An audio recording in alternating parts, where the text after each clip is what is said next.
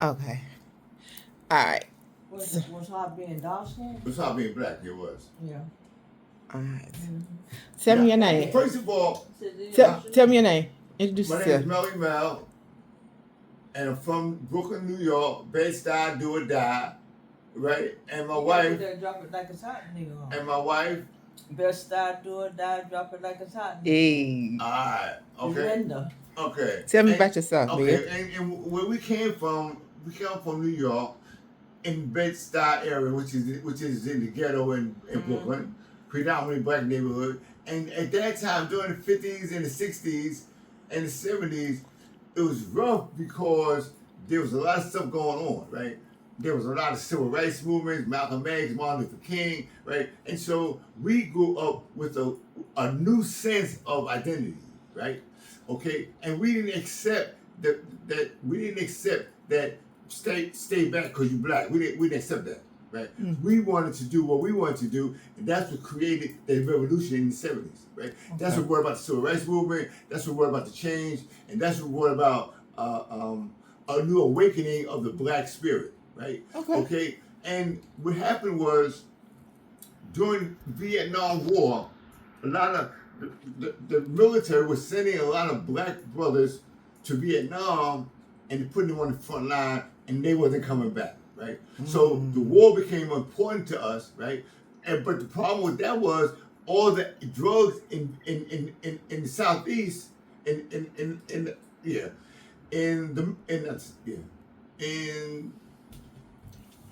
the Pacific, where Vietnam was, right? There's like Laos, all that area in the Pacific. The Pacific countries were dominated with drugs, right?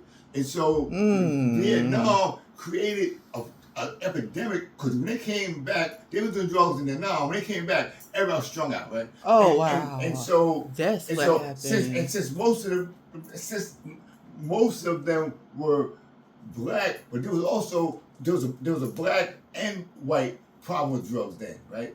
And so where prior to the war, it seemed like drugs was only a white problem, when after Vietnam, it was everybody's problem, and that's what created the shifting in social policy. That's when they had the free love movement, when the white people were talking about not going to war and just do sex, drugs, and music, sex, drugs, and rock and roll. So, are you saying like that's where we came up from? Okay. So prior to that war, it was no drugs in the black community. Those considered a problem, but only in the black community. But only in the black community. In the black community prior to the war. Only in the black. But however, after the war, it was everywhere. Everywhere, yeah, because everybody that went to war came back from Vietnam drugged out. Wow. It was drugged out, right? And so it became a multiracial problem, right? It wasn't just poor people in Harlem, poor people in Bed-Stuy. It was everywhere, right? And now let me ask you, how old were you? I was about 15, 16. Melly was 15, 16. Yeah, about 15, 16. Miss Linda, how old were you? In the 70s, 60s, 70s. She's 7 years younger than me, right? So if I was 15, 16, she's like 10. Oh. She's like 10, 11. Like that. She's like 10, 11, right? Now, just to interject, Melly, just tell me a little bit about yourself. Okay, and now the problem with the color problem with the black is not good situation in the ghetto, is that a lot of children grew up not feeling good about being black, right? And it created problems for them psychological. They felt less than, and so they needed something to make them feel good. And guess what? It was drugs. Here come the dope, right? Okay. And then now in my instance, I'm light skinned, but my mother was black. Oh, wow. And she thought that I was privileged because I was light skinned, so she mistreated me and was very dominant, and she pushed me into a situation where I felt less than. Wow. Now let me ask you this, Melly. Yeah. Was your dad, was he light skinned? My father light skinned. Yeah, that's my hero. That was your hero? That was my hero. My daddy was my hero, right? And then the way my mother abused me, she abused my father because she was. That's what I was gonna ask you. What your daddy say to her? My mother was sleeping around. Really? Yeah, and I witnessed a lot of it. Your dad didn't say nothing? Yeah, I seen my mother do a lot of shit, right? And so what she did to my dad created animosity in me for her, because my dad was a good guy, right? They both was alcoholics though. They both was alcoholics, right? Yeah. But my dad was my hero, and my mom was my biggest enemy, right? But even though she mistreated me, I still loved her, right? Yeah. And that's where my conflict came in at. Right? Yeah. I was caught in between loving my mom and hating her for the shit she was doing to my dad and the way she treated me, right? So I grew up really complex, confused, and fucked up. Right? And so the dope gave me a way out where I could feel good about myself. So when did you start doing that, man? I started shooting over 65. I was about 16. Okay, so what, the war was in 65? Vietnam was like 65, 66. The war in Vietnam ended in, I forget when.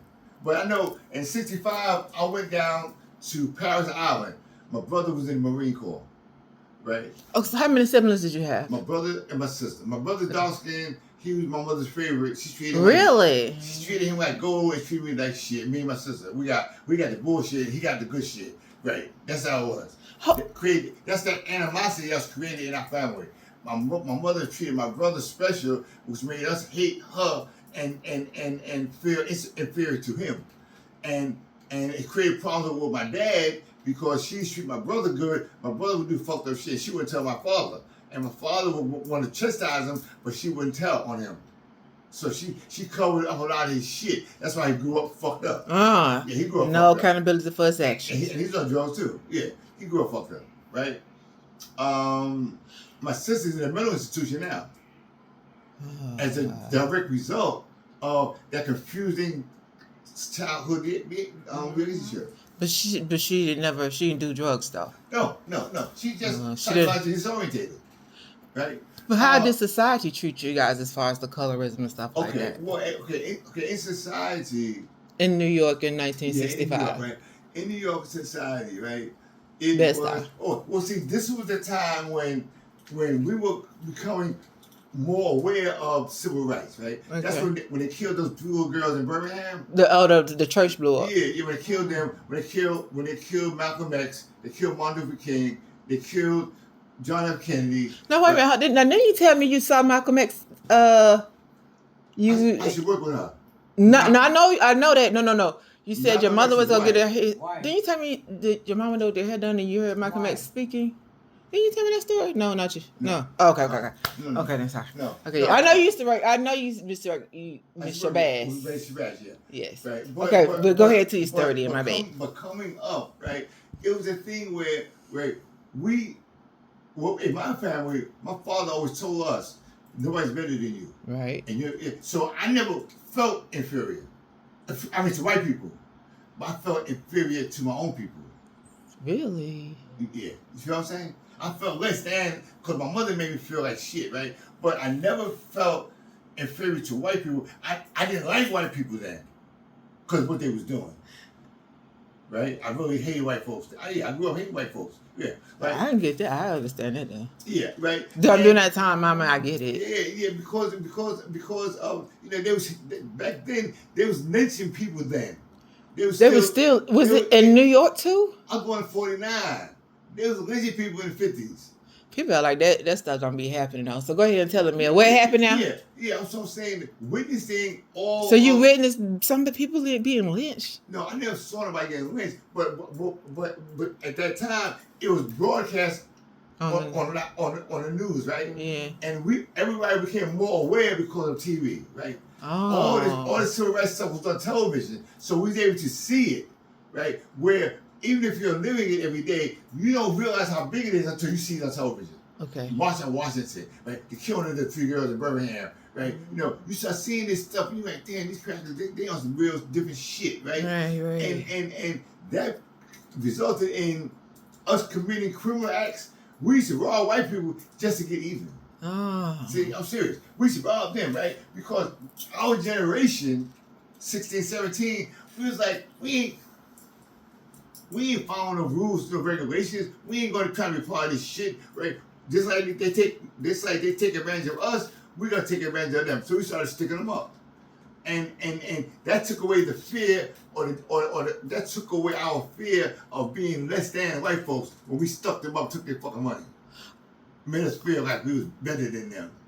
Yeah, that's what it was, right? And so that was a process, and then we learned on that journey when Malcolm X did his jihad and went to Mecca. There was pilgrimage. Malcolm X came back and said, "You know what? I did jihad. I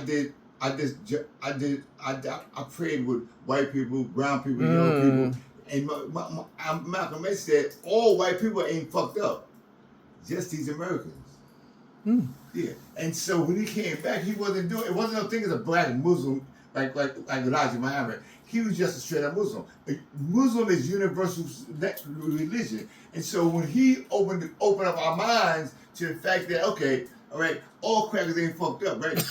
but these motherfuckers in America, right? It's not about the race. It's about the money. The people with the money. That's when we became aware of the socioeconomic disparity. Okay. The people. We found out that 1% of our population has 90% of the money. All of it. Yeah. All the money. Yeah. How the fuck that happened? Right? 1% got 90% Slavery. of the wealth. Right? And we're working our ass off for these motherfuckers, and they're taking all the money, and we leaving us with the crumbs. Right? Crumbs. And that's when we started getting educated about the sociological situation. Right? But on a personal note, after during the 70s, there was an influx of drugs into our communities. What do you think that came from, man? They brought it in because it was profitable. It was a profit. So they said, well, let's see what they did was they brought it into black neighborhoods, but it dribbled into their neighborhoods. See, after a while, right? And see, because prior to the war, dope was just in Harlem, bedside, shit like that. After the war, the white addicts started coming into the black neighborhoods to get the drugs, and so it branched out. They was coming uptown, they was coming to Harlem, they was coming, and so they brought the drugs. And so when they brought the drugs to their neighborhoods, they created a wider market. And now we got a bigger problem now, because when crackers doing dope, it's a different story, right? Black people doing dope, it ain't no problem, right? Right? So... Okay, wait a minute, I got two questions to ask you. Yeah. Now, you said you felt inferior to your black people. Was it all black people or just dark-skinned black people? No. I felt inferior as a black man, right? Because my mother had made me feel less than, because she treated me bad, because she was like kind of jealous of my skin color and my sister, right? Yeah, she just tell me like I was very smart in school, and she used to tell me all the time, "Oh, you ain't that smart. You ain't this. You ain't that. You ain't this." And so that ain't nothing you want to hear from your mama. All right, that's true. Right? Okay, but I'm saying, but then what I came to understand was this. My mother was born in Alabama. So I imagine what she was giving me came from her own experiences. Okay? But I didn't. And when did you start to realize that, man? I didn't realize that until I came into recovery. Okay, now when you say recovery, what do you mean? Recovery. When I started realizing that recovering from what? Recovering from drugs, right? Okay. When I came to realize that my problem wasn't really the dope. My problem was myself. Okay. Right? And the hatred and the anger that I had inside of me, the love-hate relationship from my mother, that's what took me into becoming a pimp. Right? Because women to me was fucking shit. Because of my mama, right? And so I had that anger and that fucking animosity, which made me do very good at what I did. Right? Really? I was cold-blooded. Not cold. You was cutting them off, man. I was cold-blooded. Huh?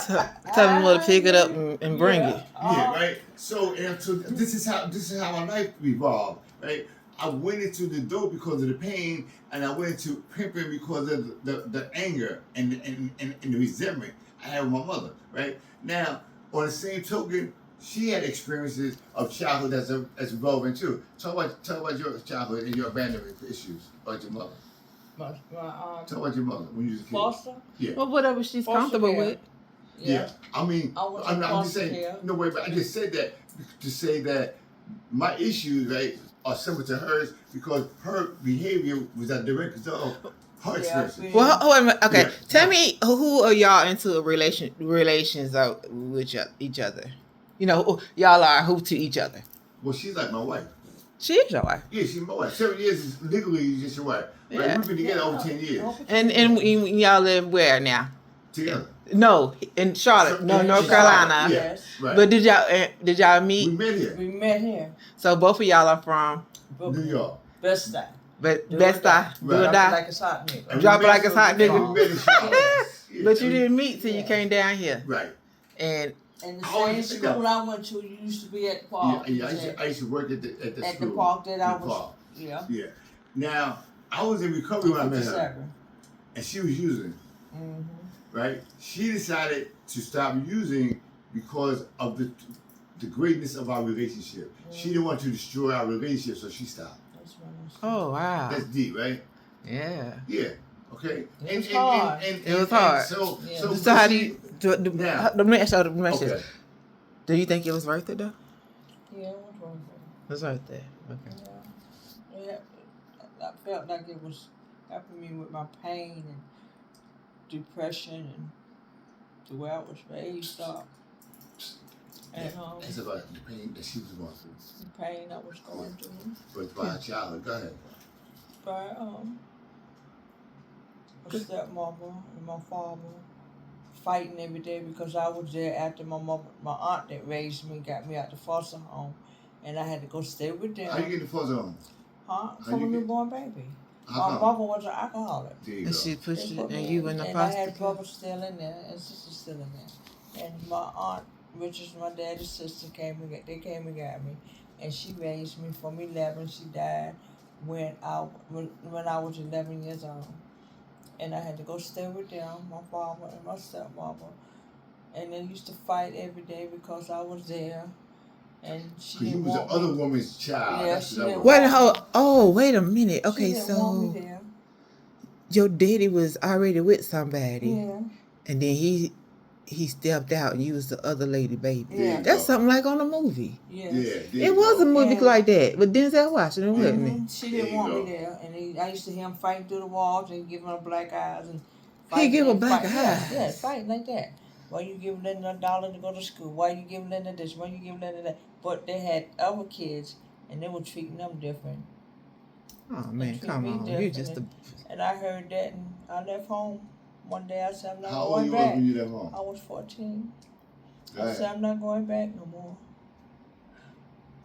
Where you went? I came to Charlotte From for where? a while. Huh? From where? From Charlotte, from Columbia. From Okay. Columbia to Charlotte. Okay. Mm-hmm.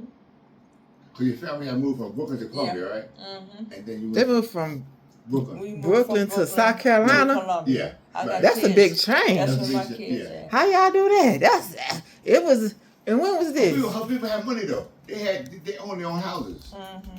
They had town. They in Brooklyn. They was living in brownstones, right? Oh, the brownstones That's is what we nice. saying. Yeah, and That's they what moved. we And said, they yeah. moved from. Evidently, they must have sold their brownstones and moved down south, Oh, right? this- So oh. they built. And her father built a house down here Well, like an estate or South- something. Yeah, in South Carolina. yeah, Yeah. Columbia. Yeah. Oh. So, Oh, okay. So you I'm left still South hurting. Carolina. I'm still hurting from that. Well, How they did me. Tell And me then I about was the supposed to money. get my money with my aunt that raised me. now what's is this your daddy's My daddy's sister? Yeah. She raised me. That's from the one that foster. died. Yeah, from 11 years old. But did you said you had another brother and a sister in in the home? that was your Yeah. mama's kids? Yeah, That was by your daddy? my little mama. And it was in Fort. There was a They left them, foster but care. I- Nobody came and got them. Nobody came and got me. How do you still talk? Do you talk to them? Huh? Do you? Are I you? don't even know. She never seen them. I was a baby, little baby, when they came and got me. I don't even know. And they Wow. disowned me. They disowned you? Mm-hmm. So tell me how when your mother And then I died. was supposed to get $25,000 insurance from her, right? Mhm. When I got 18, they took my money. How much money you get? and I don't get nothing from them. Thank you.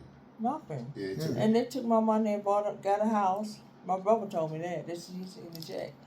And got a house. They didn't give me nothing. Nothing. Ever since then, I just don't want to have nothing to do with them. I don't want to say nothing to them. How they treat your kids? And they treated my kids like they wasn't nobody. Wasn't their Your daddy? children. Yeah. He didn't say nothing. And that's why my kids don't like him today. They remember. I went to try to get some help, right? Because my drugs, and they had to go stay with him, right? My baby girl. And I was make the phone call, let them know how I was doing, what my daddy talking about. You need to come get this fat eating child from out my house. I said, oh God, she clearly remember that today. She remember how they used to treat her. They mistreat all children. So I ain't got no. Yeah. You was 14. Where did you go? I came here. Charlotte. And did I was what? back. Listen, yeah. Just trying to make it. Trying to make it, and I made it. Yeah. I made it. I called one day to try to get them. I went to jail to try to get some of my money to get me out, and they wouldn't get me out or nothing. Or nothing? Dog? And my stepmother died a couple of months ago, and I said I wasn't gonna go to the hospital, which is my sister's mother.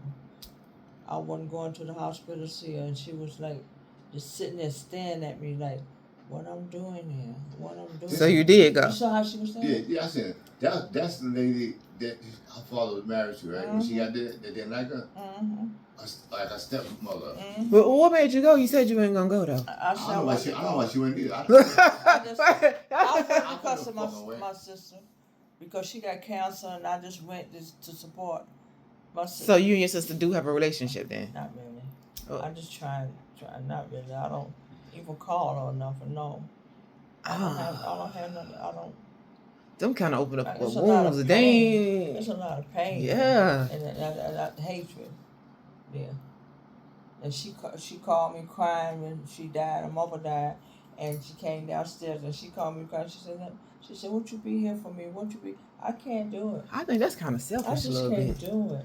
Now you ain't had no mama or nobody help you. She wanted you to come. Yeah. You ain't had nobody or nobody. That's kind of selfish, I think. They ain't forget that. That's convenient. They ain't I forget. couldn't do it. But see, like I said, All my money, they ain't give me nothing. What my mother had. Yeah, they ain't get. You think they didn't get some money? Not That lady even had a some picture. insurance. You know she has to for some money. Not even a picture.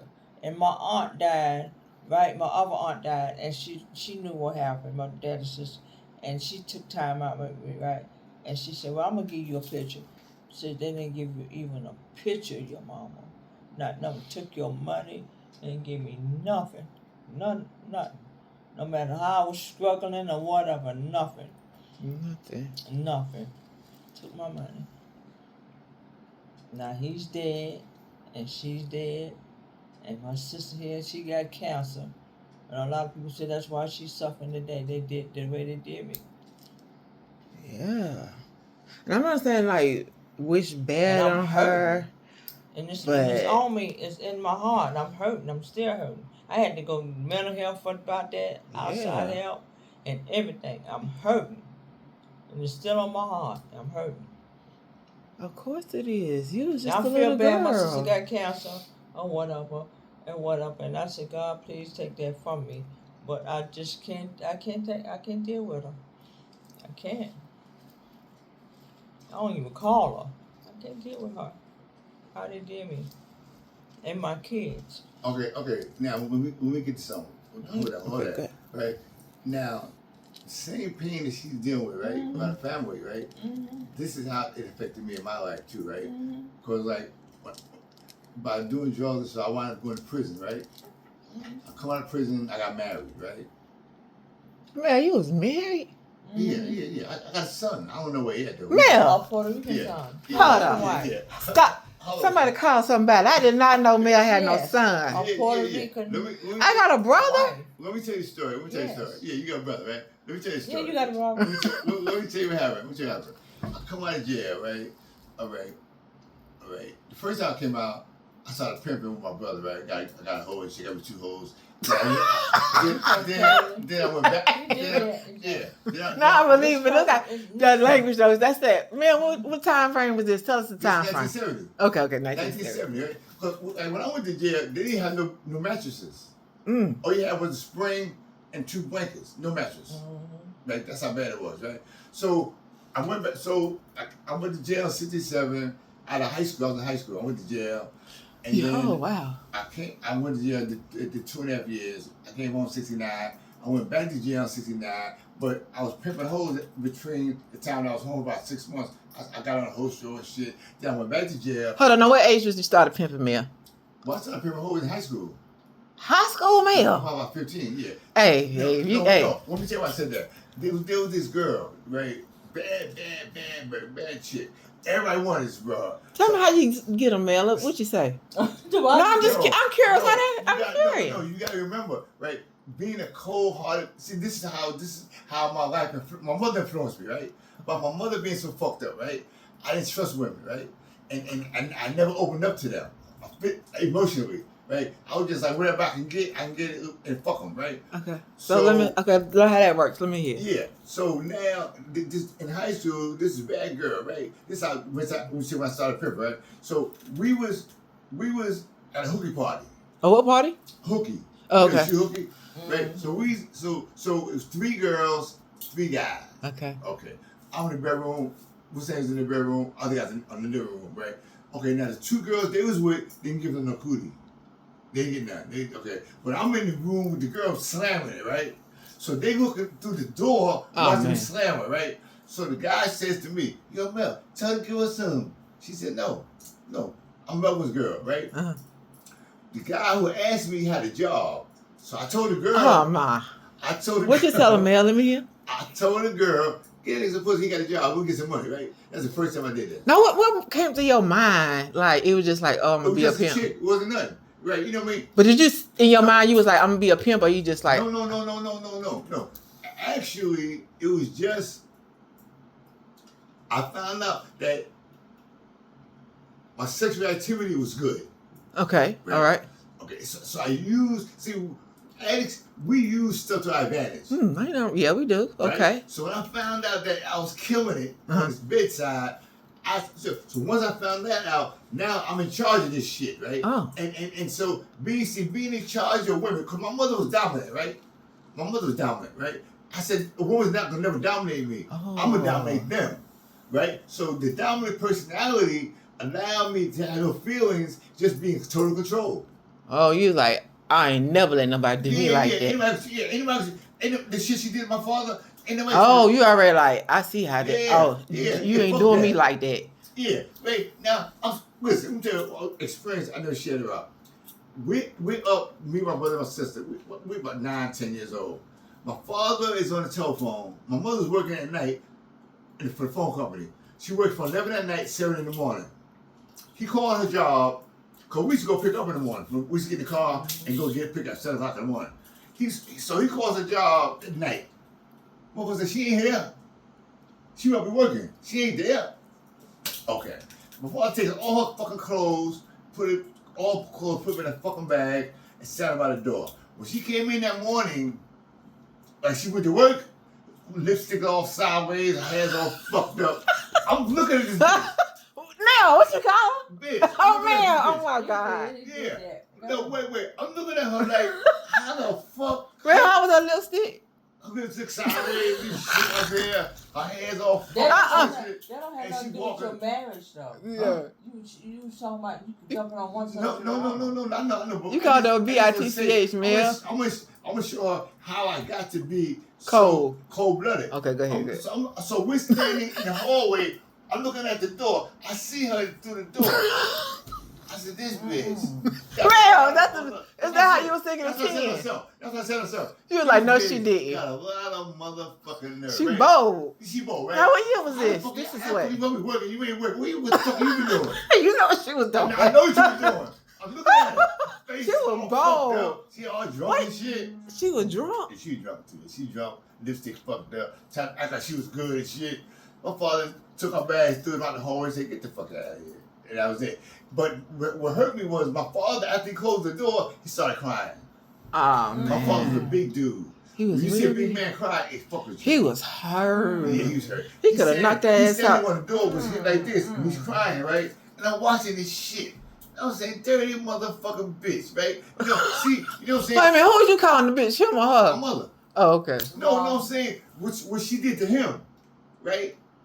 Now, see, people used to say that my father had a lot of women outside the house, right? But this is the difference. I never seen none, right? I never seen her with no women. Being so disrespectful. Yeah. Your mama was just disrespectful. I never seen her with none. Yeah, my mother, we used to go to the store, right? We used to go to the supermarket. She told this motherfucker in the butcher shop. I know when you kicking it with a bitch. I know when you kicking it, even her. She told me, oh, go over there and look for something, right? And he kicking it like a motherfucker. The guy, I never forget his name. Yeah. So it's like just these memories. It's in my head. It's in my head, right? Why you think your daddy just allowed that? Because I can't see no man just knocking your wig to the other side of your head. No. Like, is you crazy? No, I'm gonna tell you why. See, because he got busted one time with his chick, right? We had a new Bonneville car, right? And he had an accident. The girl was in the car with him, and my mother never forgave him for that. Oh, wait a minute. Oh, he got an accident. What you mean, like Car accident with a broad in the car. How they find that out though? She probably filed it. She claimed it right home. I gave her a ride or something. Yeah. You know, he's like, I gave it, you know. But like I said, but I never seen him with them chicks. But I know that they was going through this shit because of what he had done, right? And then she wound up going with his best friend, my mother. I'm like, how you do this? Because now his best friend. Wait. My father's best friend, right? Yeah, I'm just like, whoa, okay, go ahead. My father's best friend, right? So my father. Man, I'm like, good Lord. Yeah. I'm like, I came out of jail. I'm like, what's this? My father passed away, right? I'm like, oh, your daddy was dead. Yeah, when my father died, then they came back together. They was already together. They was already there. That was already playing. And so I said, when the fuck? How long this been going on? Yeah, that was already. Motherfucker. I told my mother, I said, you got a lot of fucking nerve. I would talk to him. Yeah. To the dude? Yeah, I would talk to him. Only thing made me talk to that motherfucker, when I started smoking crack, then I just go and get money from him. I ain't gonna lie. Crack will make you do kind of shit. Where you got a son? I used to go, right? Oh, yeah. So anyway, going back to yeah, man, see, man, we done went to 1,000 places. Look ahead, You're man. going too many places, that's what I was saying. Okay. I'm out to edit, but go ahead. Yeah, we got a bit, yeah. Okay, when we go back. Yeah, you was pimping. Okay, when we go back, I was pimping in 69, 70, right? I went to jail, came back out of jail, 72. Then you still on heroin. I'm shooting dope all the time. Yeah, I never stopped shooting dope. I'm shooting dope every day.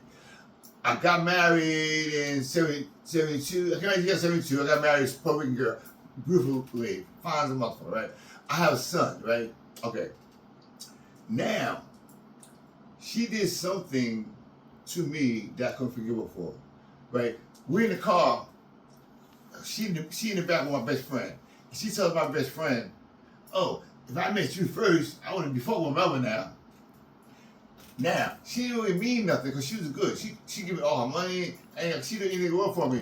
But my insecurity, right? I was always second to my brother. I said I'm not never gonna be second to nobody else. Yeah, so that was that childhood stuff coming in. Shit, yeah. That was my childhood shit. Broke up my wife, broke up my family. Oh, right then it was over, man. It was over after she said that. Damn. It was done. The anger and the resentment and the animosity set in. You done now. You done. Yeah, we were just going through the motions after that shit. And I wanted up leaving. And I left my son. She got divorced. She said, well, Melvin, you know, if you divorce me, then I get all the rights to our baby. I said, that's okay. I said, as long as I can see my son. But she took my son and went to Puerto Rico or somewhere. She left. I ain't seen my son in 50 years. She took him and she never contacted me where she went. So I don't know where my son is. That's the only son I got. Damn, man. So I'm gonna take y'all to Puerto Rico. We're gonna find your son, man. Yeah. I wish I could find him for my birthday. And he speaks Spanish. He's man, you speak habla español, man. Yeah, I was speaking Spanish. That's y'all talking about me? I used to teach Spanish in college. I used to teach Spanish. Now tell us about that, man. Now, go ahead. What's that? your college thing. That's why I said tell us about you, man. Okay. I'm tell you how I got to college thing, right? After I got married, I left her. And I went back into the life. Life. Perfect. Okay. All right. Okay. Now I'm working as a construction worker because when I came out of jail, they didn't have black men weren't allowed in the construction industry because it was racial. The government said you got to put some niggas in, but they got to pass the test. But since I was so smart, you passed that test. I killed it. Yeah, I was like the top 10, and they called me for a job immediately. Right, I'm making like $800 a week now. Right, and I'm making plenty of money. Right, while I was married. Right, then when I left her, when I got back into life, I'm still working, but I'm working with my girls at the same time. Right. I was working in a nuclear power plant in Southern County, New York, and then I got laid off, and I went down to South Jersey in another nuclear power plant, and that's when I got wide open. Right, I took the girl that I was with. No, when you say wide open, explain that to me. Yeah, wide open was I wanted to get into life for real. Oh, no job at all. 24 hours a day. No, not necessarily. I didn't have to do that. I could do them both. Whichever happened. No, I wound up doing just what you said. But in the beginning, I was working. I take my girls to my job. How that work, man? You let the people that you work with. A nuclear power plant is like a football field. It's very two football fields. It's very big. A lot of buildings, houses, and shit. Right. So when you go in, there's a lot of different buildings. Right. So I used to take my girls into this. Once you get to the gate, you go anywhere you want to go, right? So I just dress them up all high and shit, walking around and shit, and they make dates with these guys, turn tricks and shit, right? So you be working at work. I'm working at work, right?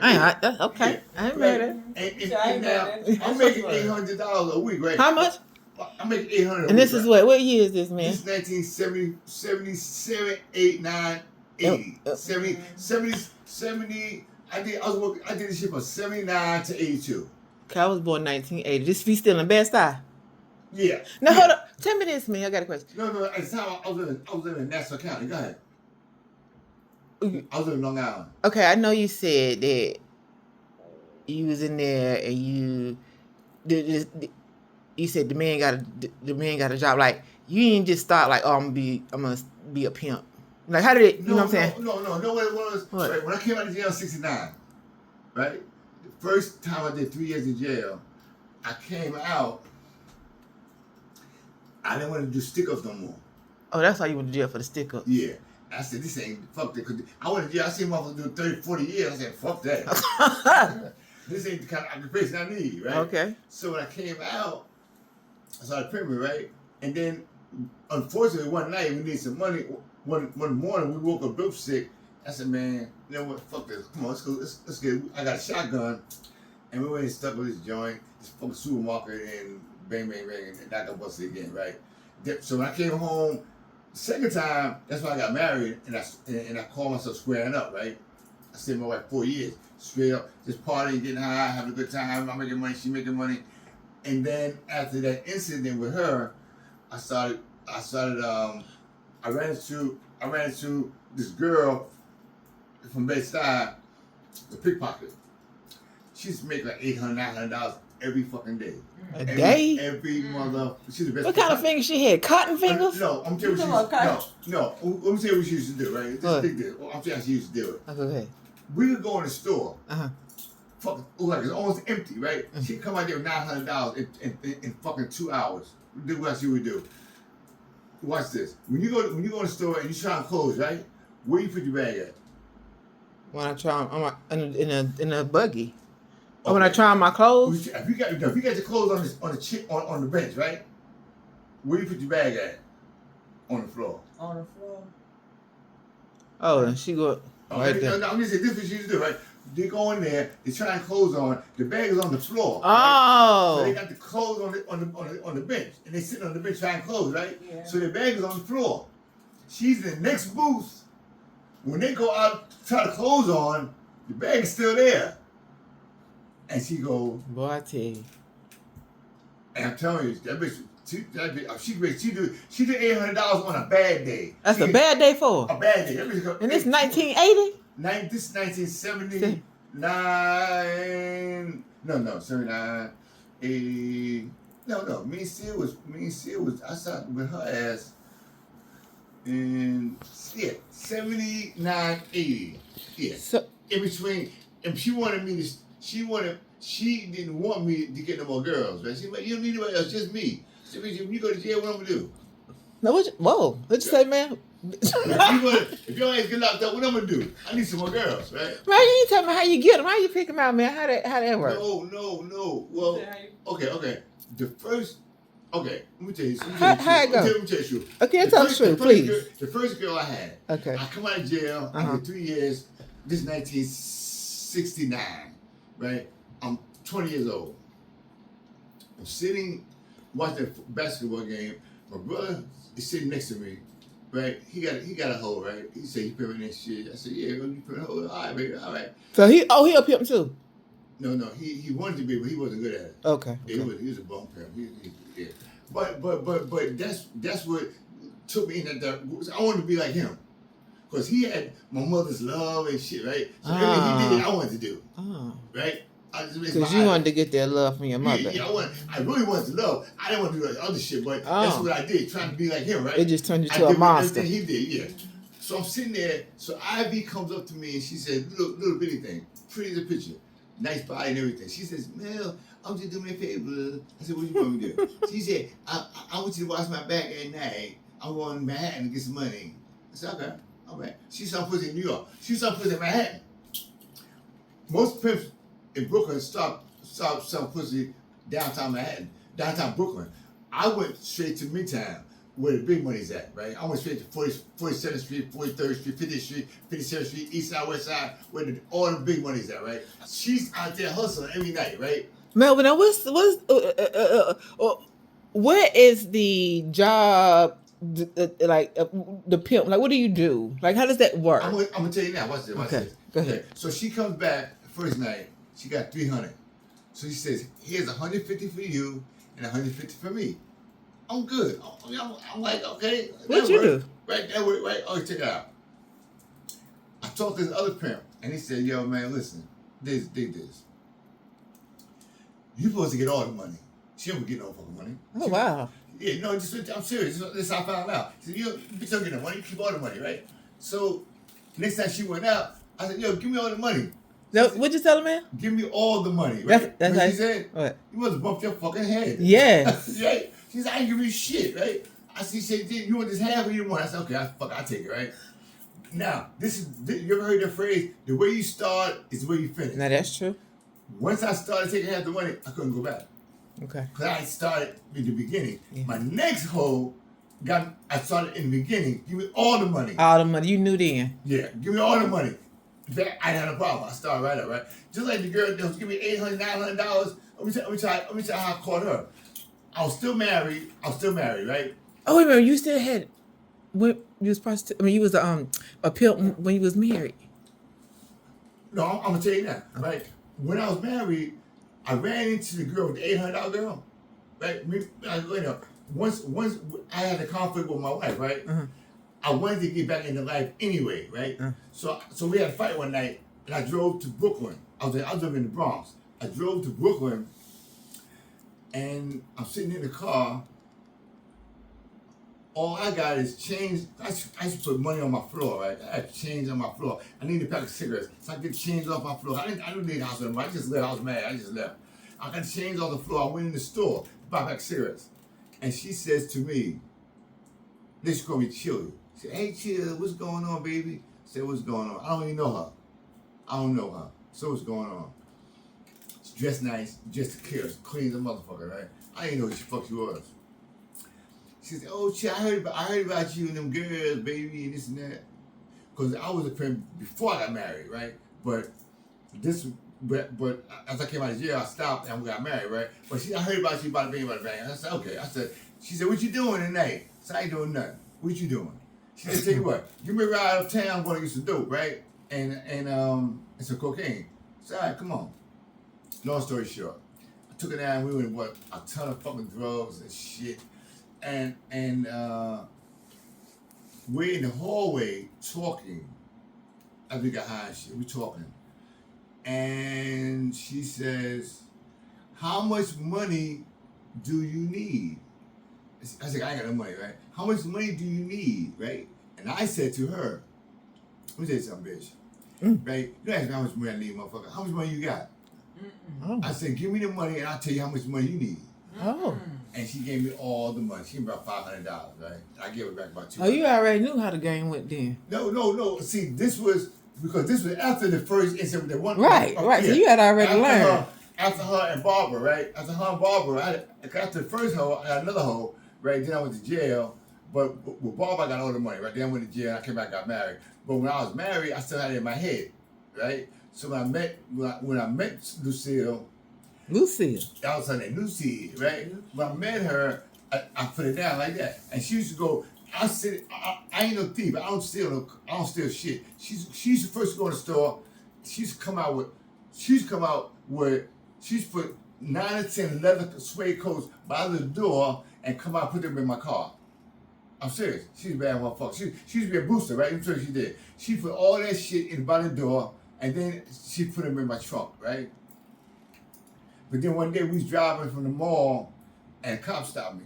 But at that time, all I had was one leather jacket in the trunk. But the cop stopped me. So I told her, don't put no shit in my trunk. No more cars. Don't put no shit in my I ain't going to jail. Fuck that. So that's when she started the other shit. The pickpocketing. She started that shit. So now, when I go to the mall, I sit in the car, sit at McDonald's or fucking White Castle, sit in the car. She come back with a stack of dough. As soon as she get in the car, she go here, bang, I'll stack of motherfucking dough, right? Every dime, I get the whole shit. I say, what you want? What you need? Well, I'm gonna give my mother some money. I'm gonna give my brother some money. And shit like this. Okay, yeah, all right, yeah. And so, and then I took her. I used to give my wife money, even though when I left her, I used to give her money, right? And one night, I took the $800 girl to my house. I said, stay in the car. I'm going to help her. Oh, Lord. Yeah, there you go. Watch. That's not like a mess to me. She's sitting in the car, right? I still will stay right here, right back. So I go in the house. I had $500 to give my wife and my son. While I'm in the house, nigga I was in jail with Harlem Joe. He said, yo, motherfucker, what's up, baby? I said, ain't no man. So we didn't smoke weed. Oh, you got distracted. And we sniffing dope and shit. We get fucked up, drinking liquor, right? Girls in the car, right? So I said, yo, man, I got this bad bitch, man. I'm telling her about the girl in the car.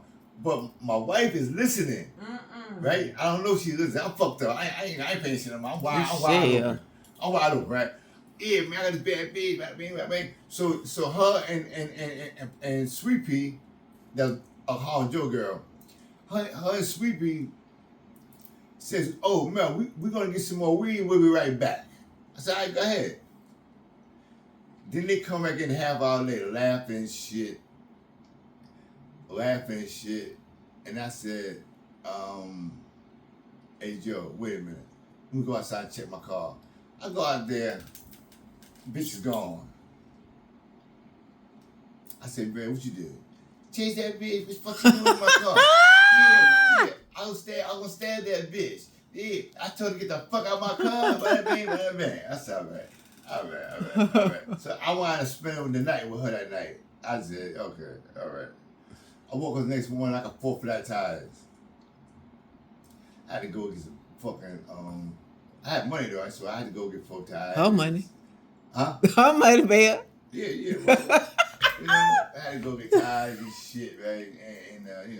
And shortly after that, anyway, she moved and I used to go see my son, but I didn't like, cause when I used to go see my wife, we always had sex, right?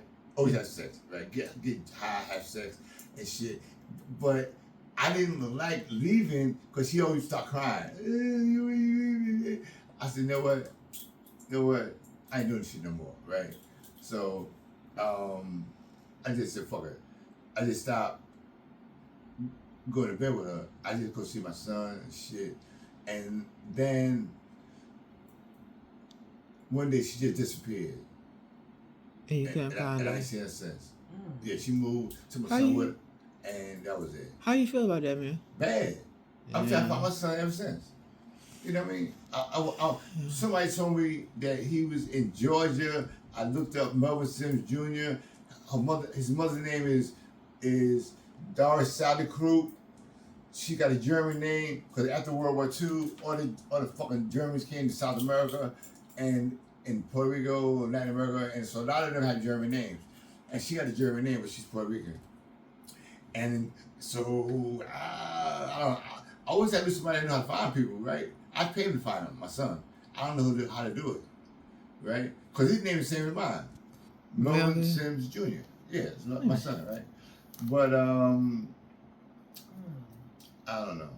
I wish you could be there for my birthday party. I wish you could. That would be great. That would be nice. What year was he born, man? He was born. My son was born. I came out of jail in '72. He was born in '73, right? And which makes him. So that would be bedside. He's about 50. He's born in the Bronx, and Mount Sinai and Mount Sinai Hospital in the Bronx. He should be about 50 years old. Yeah, he's 50 something. Yeah, 73 means 30. That's 27. What 27 and 24 is 51. He's 51. So what's his birthday? His birthday is Halloween.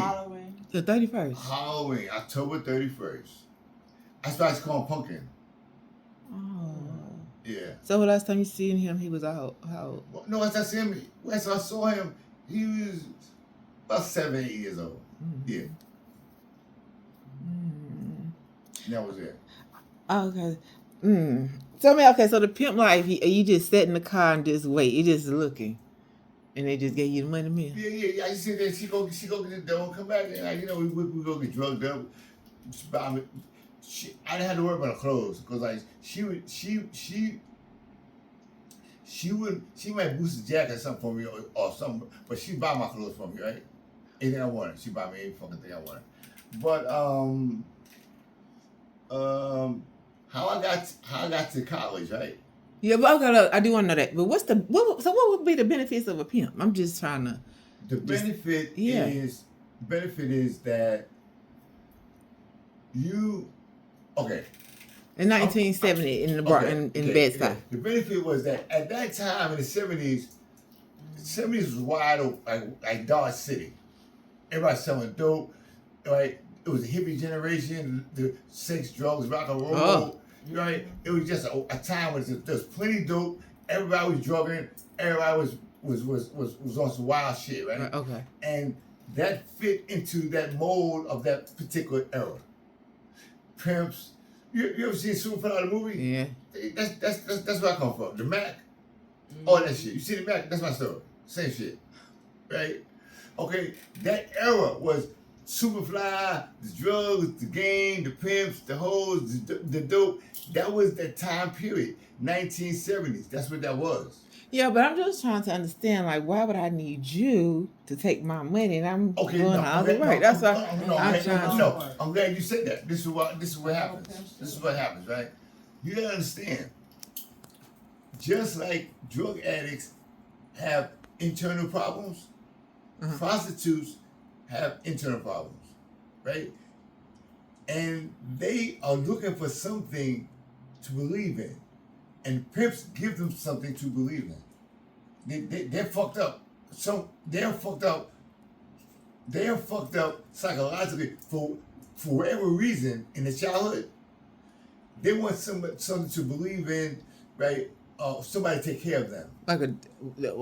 Okay. You know what I mean? Like a daddy. And so what you do is you find out their weakness, and you sell them a dream.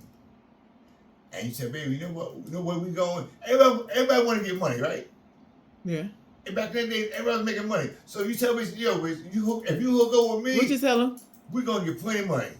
Now tell me how you say, man. We're gonna get plenty of motherfucking dough, bitch. All right, we're gonna get plenty of money, bitch. Okay, that's where we going, right? Okay, stay with me, right? And we're gonna kill it, right? All right, right. And then then once you get one hoe, you don't get no more hoes. She get them for you. Oh, damn. Yeah, she get them. She get them for you. Yeah. Really? Right? Yeah, she get them. Like, what would be the benefit of that? Cause you can tell your girl to tell her how good you're living. Oh. That nigga take good care of me. Oh, daddy take good care of me? Yeah, he take good care of me. We can hide every day.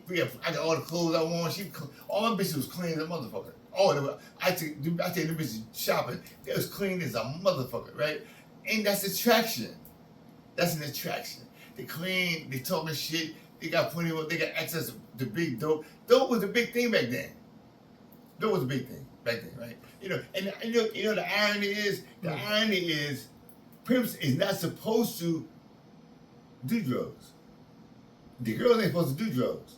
Like hoes don't sell pussy for drugs. My girls never sell no pussy for drugs. Get their money. They get the money. That's right. Yeah, get the drugs later. Yeah, that crack. See, crack fucked the game up. No, hold on. We gotta hear this. Tell me now what happened. Yeah, crack. Now, this is very important. Yeah, crack fucked up the whole game because bitches was giving away pussy for nothing. $5. How much? $10. Bitches sucking dick for $5. No That's problem. They They don't give a fuck. How much is it used? My girl getting $100 a hit. My girl's getting $100. And this is 1970. 1970. And now it's $5. My bitch is getting $100 a clip. $50 on a bad day. On right? a bad day. Yeah, $50 on a bad day. They ain't selling no pussy for $5. I would give you an example, right? At this time I had 3 hoes, right? So I'm in New York, right? I got 2 hoes from Connecticut. I was in the whole East Coast. I'm in New York. So I used to go to the Italians got this shit, the strip clubs, right? Yeah. Italians got this shit locked up. You go to the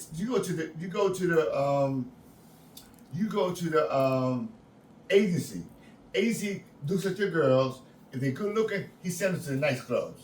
If they raggedy, he sends them to the fucked up clubs, right? So you go there every week. You get a list of clubs. 7 days, girls work. Go back after that. You give 7 more clubs, right? Like that, right? And so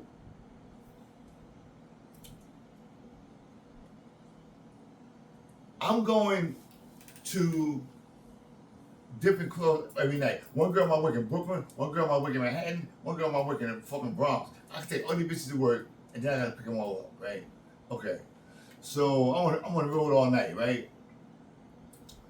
It was something I wanted to tell you about. Something. What was it? We was talking about how smoke crack game makes the money game up. Right. So the thing is, real hoes sell pussy for money, right? Like she was like that. She was selling pussy for money. She was That's why I don't want to tell that. Yeah. She was a hoe. She was good. She was a good hoe. Don't give me no dog. Yeah, Don't she give was me a no good dog. hoe. Yeah, you know what I'm saying? I ain't okay. Give me the money, I get mine. Okay. But what I'm saying is, when crack came out, the crackies started. What you call them? It wasn't. See. It used to be The crackies. Crackheads. Yeah, Yeah, crackheads. Oh, they say crackies. See, back in the days, there was certain places where they sold pussy at. Certain places, right? They had a strip here in Queens. They had a strip in Brooklyn. They had a strip in Manhattan, Midtown Manhattan, right? Mm-hmm. But it wasn't everywhere. Now, bitches sell pussy everywhere. When crack came out. Anywhere the crack is, they sell pussy outside the door. Oh, wow. Hoes is selling pussy everywhere. No discretion, just everything. Bitches, anywhere you go, you see bros, just like Charlotte. You ride through Charlotte, it's bitches to my hey baby. Yeah. You know what I mean? And they ain't no respect. No jurisdiction. Anywhere you see a bitch, you buy some pussy. That's it. Okay? $5. And so the game got fucked up. Right.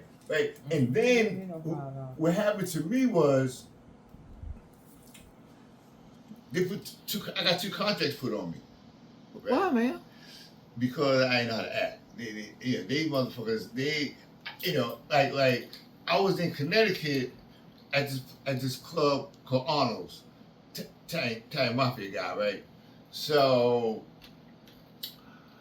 one day I'm riding down to the club. My girls is working in the club. I got 3 girls working in the club, right? So I'm driving to the club. A white girl beside me, yo, baby, where you going? I said, well, where you going? She said, come on, I'll go down there. I'll buy you a drink. All right. So we go in the club. She sits in the middle of the club. She buys me a drink. I don't know that That's his girl. The owner of the club, that's his fucking bitch. I didn't know that. Why would she do that, though? You know, it's just stupid. Yeah, they do. Yeah. So I'm sitting there like this. So here She he knew comes. who you was. So though. here he comes.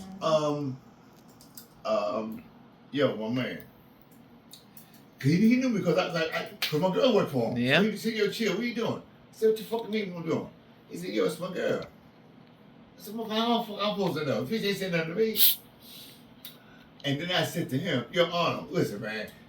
See that girl? My girl was dancing at the time on the stage. I said, Arnold, look on the stage. See what she read? Redbone, this white Puerto Rican girl I had, right? I said, motherfucker, ever since I came to Bridge fucking nigga, motherfucker, you been trying to steal that bitch, right? So what the fuck are you giving me? This bullshit. Right? So he said, yo, chill. I'm starting up, right? I said, all right, motherfucker, all right. So I guess my girls are still working. I guess I'm ready to go out the door. So I'm going out the door. This big motherfucking dude walks behind me like this. So I turned around and said, yo, what the fuck is your problem? What's your fucking problem? Right? So Arnold said to me, I'll never forget this shit. He said, yo, chill. He said, you know what? I'm gonna tell you something, motherfucker. So, you the first nigga I ever seen act like he ain't scared to die. Hey, He said, I said, yo, motherfucker. I said, yo, I'm from Brooklyn based style, motherfucker. I'm from based style, motherfucker. I said, yo. Yeah, because I'm always live. I'm wide open. I'm wild motherfucker over. I said, I'm very style motherfucker. I said, listen, all you can do is put one right here, baby. I said, but guess what? I can do the same thing to you, man. Get the fuck out of my face with that shit. I walked out, right? So they put a contract on me after that. Oh, damn. Yeah. And then they kidnapped 2 of my girls. They kidnapped your girls? They kidnapped 2 of them, yeah. You ain't hear about that? Man, let's go to the college. Good Lord. Okay, Go to to Good Lord, man. Okay. We got to go to part 2 to you, Bill. But let's go to Okay, let's say that for part 2. We're gonna save part 2. Well, you don't live about 3 last times, ain't it, Miss Holmes? Yeah. You too. Yeah. Good.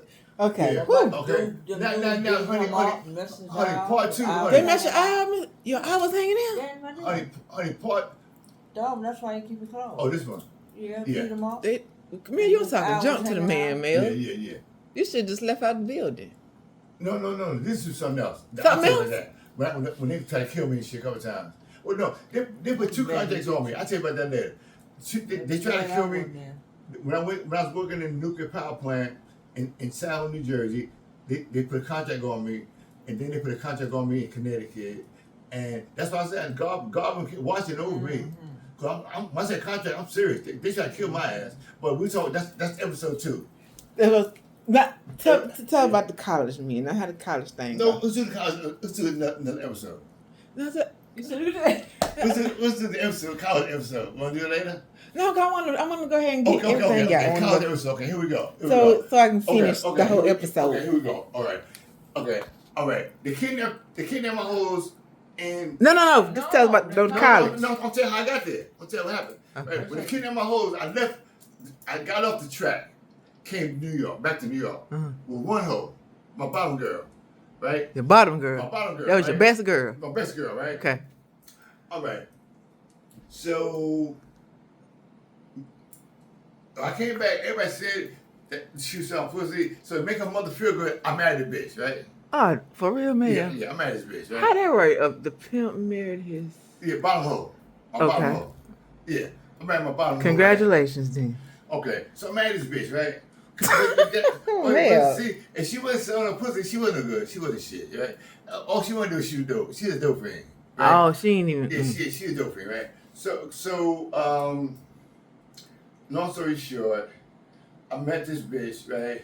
We got married and shit, right? That shit didn't work out. All I do was drugging. After I left the track. So I got a job teaching African American history at a center, at the school center. Okay.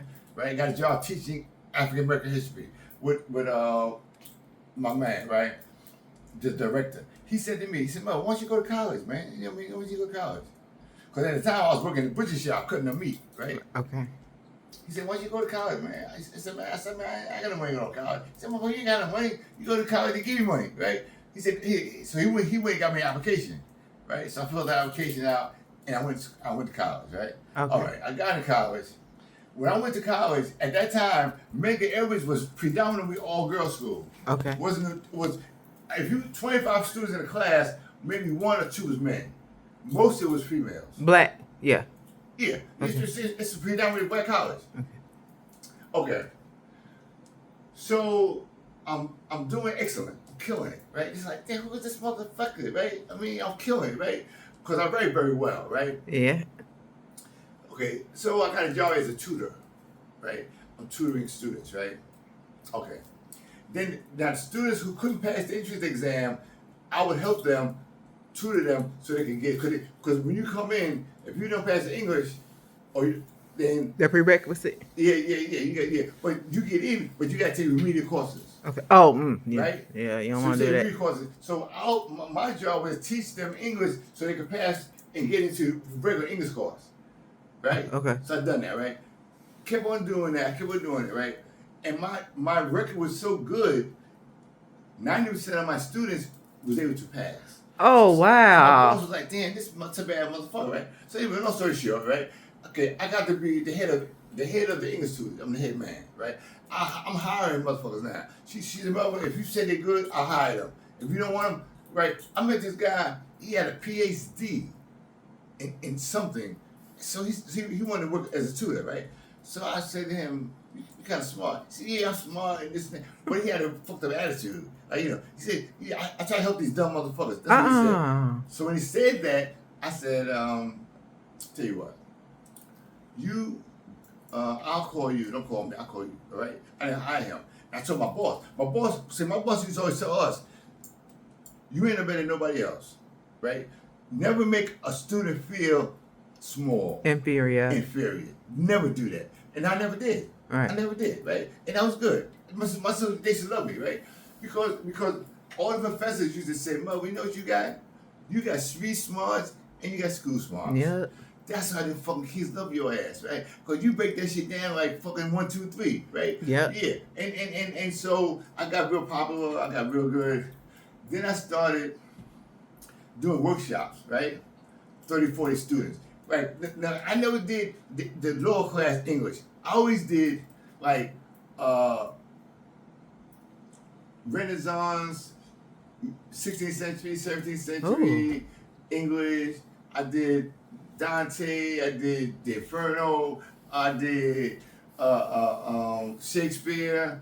Made it Shakespeare? Yeah, I did everything Shakespeare ever wrote. Thou Right? art thou. Yeah, I did all that, right? And I did Django, and Django he wrote this. He's a black writer. He wrote post-colonial writers. Django, and I did Chinua Achebe, Things Fall Apart, right? Oh, wow. These are the guys talked about when white folks came to Africa, how they fucked Africa up. I read a lot of this shit too, right? So when the students who had difficulties with the high-level English classes, I would do workshops of a particular class for like 20, 30 students, right?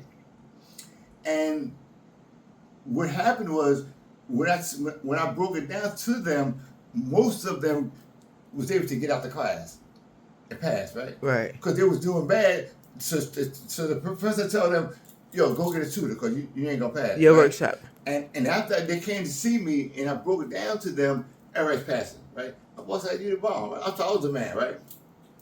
So what happened was this. There's a thing called cooperative learning, right? Cooperative learning.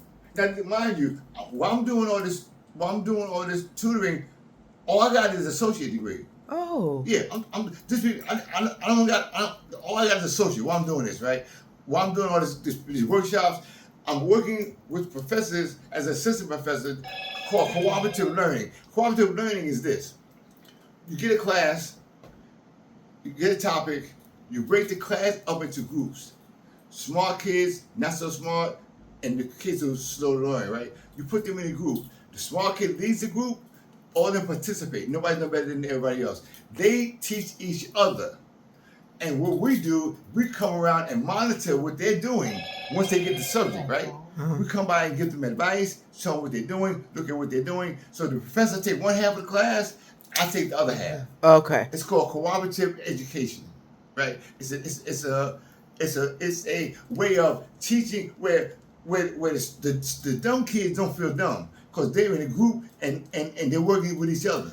Students who work better with each other, sometimes then they can with the professor. Okay. You see what I'm saying? Yeah. They can relate to each other, right? And they help each other, right? So that's why I love that kind of that teaching format. So I became like assistant professor doing that type of shit. And then what happened was they started paying tutors to do different programs. They was paying like $25 an hour. I was only paying like $10 an hour. And I said, oh shit. They said, Mother, you need a bachelor's degree. Because you get a bachelor's, then you could get the job making more money. Right. So I went to school. I went to Brooklyn College, a predominantly white college. Got my BA. And while I was doing my BA, this is what happened. What happened?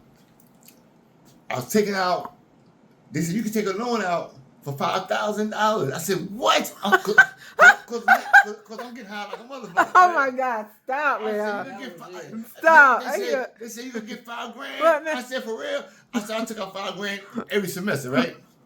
I got my bachelor's degree, and I said, okay. So the guy said, Mel, why don't you get your master's? I said, master's for what? He said, Mel, you can take a $10,000. You can take a $10,000 loan out every semester. I said, for real? Sign me up. Okay? Oh my God. I wound up, I left that school, I owed them like $150,000, right? That's how many loans I took out. When I started my master's classes, I was taking 4 classes, right? And I was getting $10,000 every 7, 8 weeks. The guy said, Mo, you ain't got to take 4 classes. All you guys take is, because I could do 4, I was easy. He said, Mo, all you need to take 2. Right. So 2 means my money I could stretch it out further, right? Instead of doing 4, because like you only do 33 credits for a master's, right? So if you take 4 credits, right? So what, you got 2 masters? No, 1. One. Oh. 1. But if you take 4 credits, 3 credits, if you take 4 classes, 3 credits, right? That's 12 credits for 1 semester. 24 another semester. You only got to do 33 to get a master's. So you can do this in a year and a half. I did that shit 4 years. Okay? I did that shit for I did that shit, right? Because I wanted to keep getting the money. Mm-hmm. Right? All I could take is 2 classes. I could do 2 classes of master's in my fucking sleep. So you was using, still getting A's. Every day. I'm getting high every day. Yeah. Every day. I'm getting high every motherfucking day. Right? They sent me to rehab a couple times. The people at the college? At the college where I was working. And they still let you come? They said, Mo, we can't fire you because you a bad motherfucker. Damn. They said, well, you got to get some help. Well, what you said when you was out to lunch? Listen. The thing was, all of them was women, right? Everybody in that motherfucker was females, and they used to love me to death, right? They used to love me to death, right? And because, I'm good with girls, right? So, you know what I mean? Right? And I'm going to tell you the funny part. I knew when I had contracted the virus 85. Okay. I went to mega areas 87. How did you contract the virus? Girls. Oh, okay, by the girls. Right? Okay. You got 4 girls samples every night. They 4, 5, 6, 7 guys, right? I get all that. You know what I'm saying? Right. Yeah. You got 4 girls. Take the 5 guys a night. That's 20 motherfuckers I'm fucking every night. Yeah, I ain't know people did it. Yeah, okay. Yeah, that's the easy one. Mm. So listen. So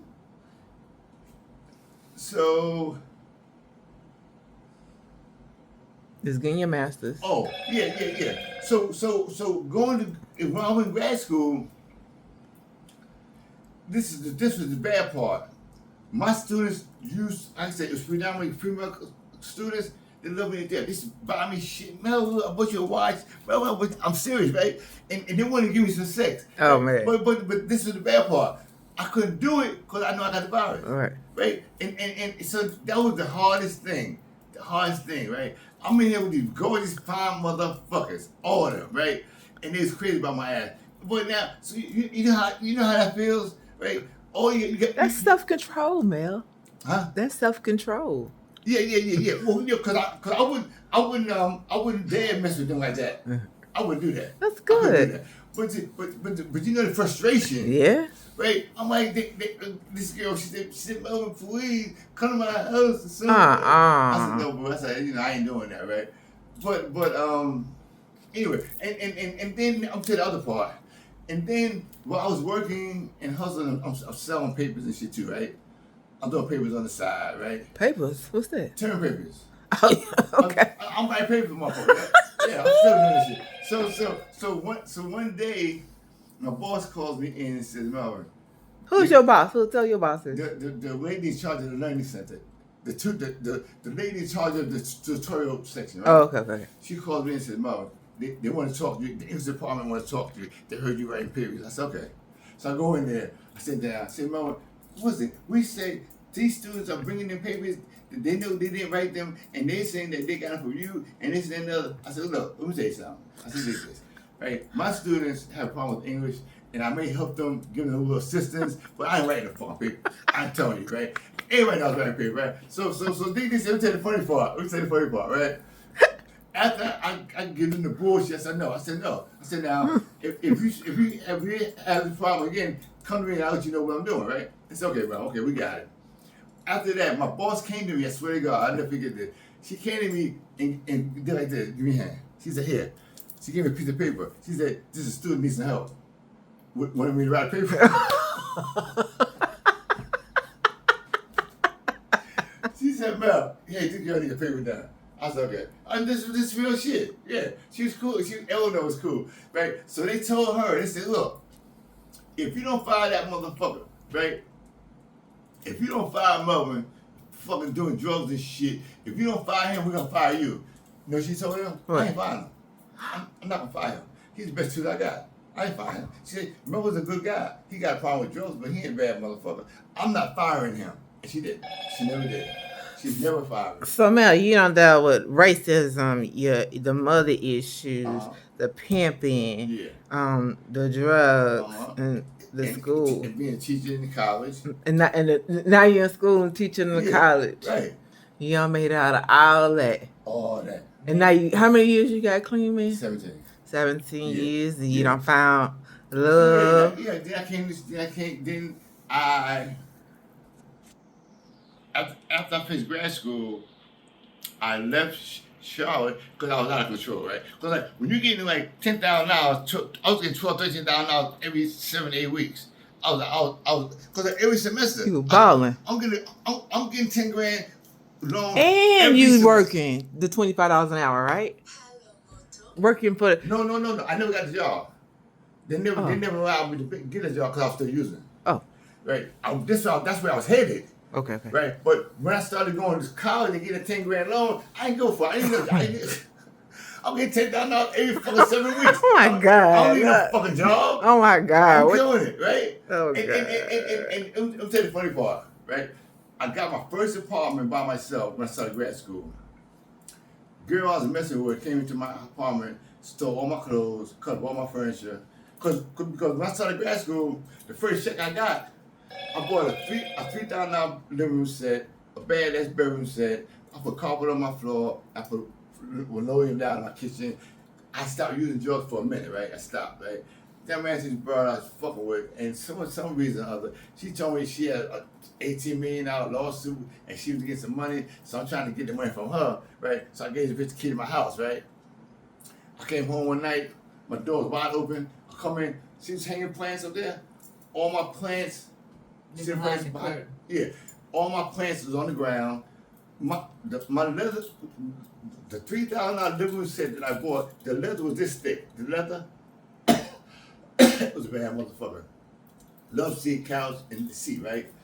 And she sliced all that shit up. Why? Took all my clothes and she left a little jacket on the bed. Said, "Hey, this for your girlfriend." Some crackhead bro I had left it in my house. And she left that shit, right? And they said, well, why you ain't call the cops? I said, well, I'm gonna call the cops. I gave a piece of key. What am I call the cops for? Right? And I was like, fuck it. You know what I mean? You know, Yeah, you gave her a key, but she ain't had to do that though. No. I'm just saying, this is my experience though. Yeah. You know what I mean? And it was soon after that I came to Charlotte. Okay. And now. Why Charlotte though? No, I'm gonna tell you why. Right? Okay. Now she gonna tell you about my eye, right? Okay. I'm in the house with this girl, my new apartment by myself, right? Me and shit. I ain't got no more money. I'm trying to keep the bitch in there, right? But I ain't got no more crack. She ready to go. Right? I'm mad as a motherfucker, right? So here, knock on the door. I had to knock on the door. Who was the knock? My neighbor downstairs, right? Big motherfucker, right? Him and his son, two big girl niggas. So I go to the door. And I said, like, yo, what's the problem, man? What's up? Yo, man, we heard that you disrespected my mama. His wife was a crackhead. Right? Oh, God. Yeah, you know. I was trying to knock her off. I never did get it. Right? I was trying to get it. Right? Said, yo, I heard you was harassing my mama and this and that, man. So the girl that was in my house stepped up and said, yo, why y'all messing with him? The guy grabbed her by the throat, threw her on the floor, and she broke out and ran, right? So I said to myself, this is not going to be a good night. I said, this is not going to end well. Man, that's on TV, man. Yeah, this is not going to end well, right? So, wait. So what happened? So here they go.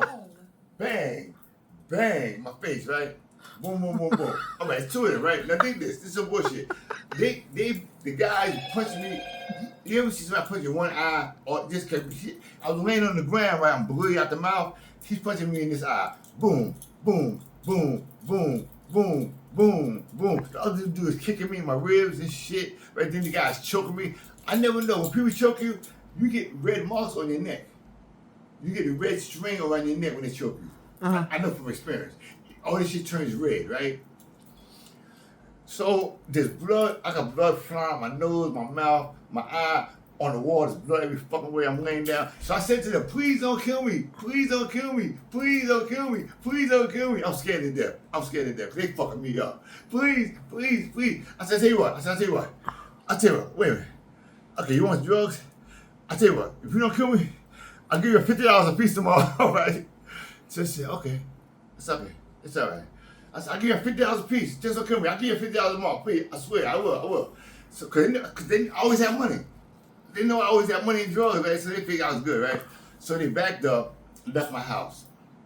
I'm on the floor. I'm laying on the wall like this. I'm fucked up. I can't walk. My ribs is fucked up. My eyes fucked up. Just because you said something to their mama? What did you say to their mama? No. I used to get high with her. I tried to cruise her, right? You know, get have sex with her, right? Yeah, okay. And we never did, right? But that wasn't the reason they did it. They used that because they thought I had drugs. Because they said to me, where's the money and where's the drugs at? So I had no money. Oh. See, that's what it was. They really wanted to rob me. Because I used to always keep drugs. Where's the drugs? Where's the money? But that particular night, I had none. So I got it. So if I give you something tomorrow, I'll get some money tomorrow, right? I was so scared, I didn't know what to do, right? So I get up, I crawl to the bed. I'm fucked up. But I want to hit, right? I bet you do, yeah. I need me a motherfucker hit now. Yeah, you sure. Right? Yeah. So I'm scared to go outside. Why? Oh, no, they was out there. Yeah. You said two gorillas? So I go to the door, look out. Oh, you're so crazy. I crawl to the fucking elevator. You didn't want to go to the hospital, man? No. I'm gonna tell you what happened. I crawl to the elevator, get an elevator. I ain't hanging out. So I'm walking down to the crack spot, right? I'm going inside. He said, damn, what the fuck happened to you? Right? So the guy says, damn, Mel, what the fuck is up? So you gotta go to the hospital. I said, nah, man, I need me a fucking hit, man. I need me a hit, man. So the guy says, now here's the dude, I used to get him high every day, right?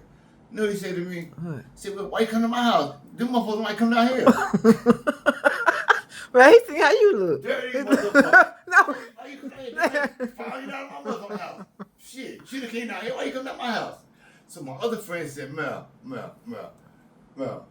look, I'm gonna give you $20, catch a cab, go to the fucking doctor, right? You know what I did with the 20. Yeah. Yeah. I went and got me a couple of hits and shit. Yeah, you had to get right I had first. to get right. Yeah. And then eventually, for the night it was out, this is my fuck that they called an ambulance, right? Yeah. Ambulance came, took me to the hospital, and the doctor said, "What the fuck?